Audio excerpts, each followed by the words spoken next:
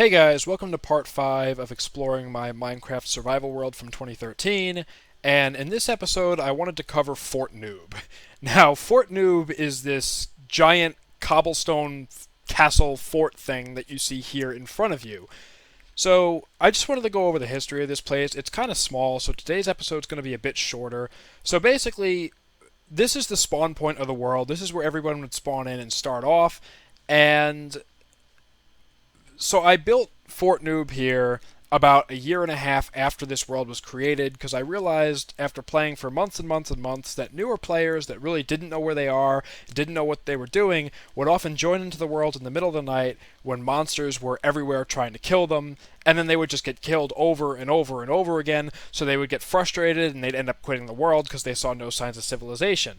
So, what I decided to do is first off, I noticed that there were a couple of small little settlements popping up around the spawn area, like here's one of them. In fact, this used to be a little town. There used to actually be 4 buildings here, but because we played on hard mode, fire would spread indefinitely until there was nothing more to burn, and most of the houses here were made out of wood. They were all pretty small, and they were mostly wood, but that's what's left of a house that was partly made of stone, and there was another one over in this direction as well.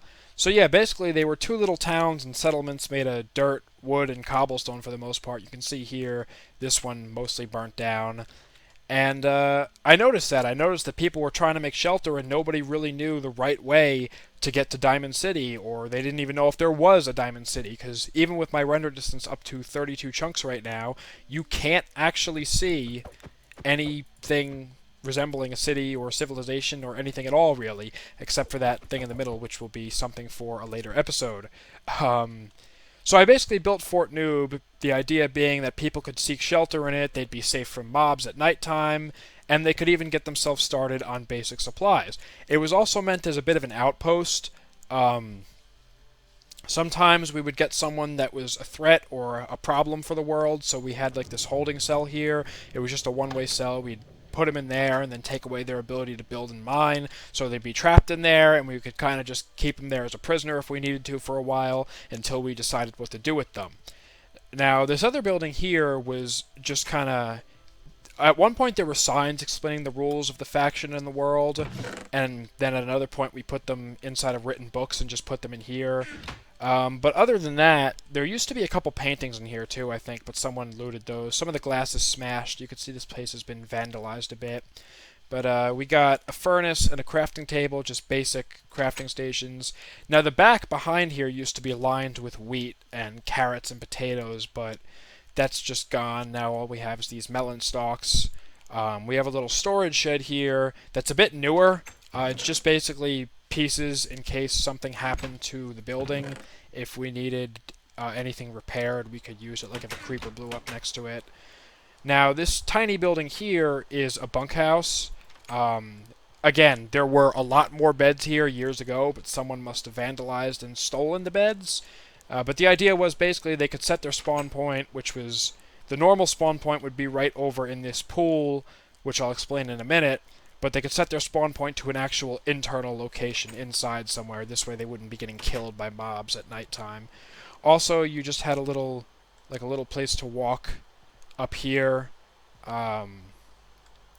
Just if you wanted to, you had a watchtower here so you could kind of see. I mean, the watchtower was mainly for faction wars, because this did belong to my faction technically, even though it was public and anybody could use it.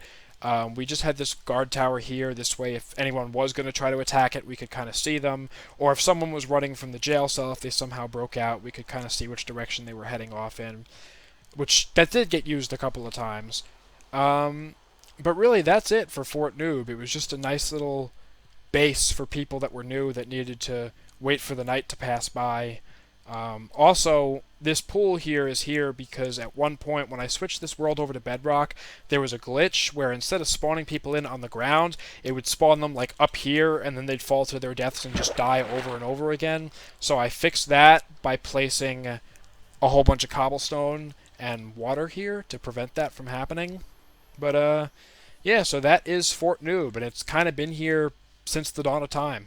I mean, it's faced a little bit of vandalism issues, but not really that bad. I guess no one really wanted to attack it. Honestly, I think this is one of the nicer buildings on the world. It's simple, but it's nice.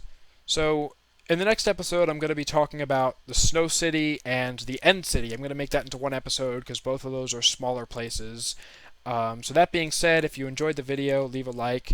If you want to see more of this, I upload Minecraft, Halo, and Starbound right now. Probably going to upload some Stalker videos soon as well. And yeah, so subscribe if you want to see more of that. And have a great day, stay safe, and goodbye.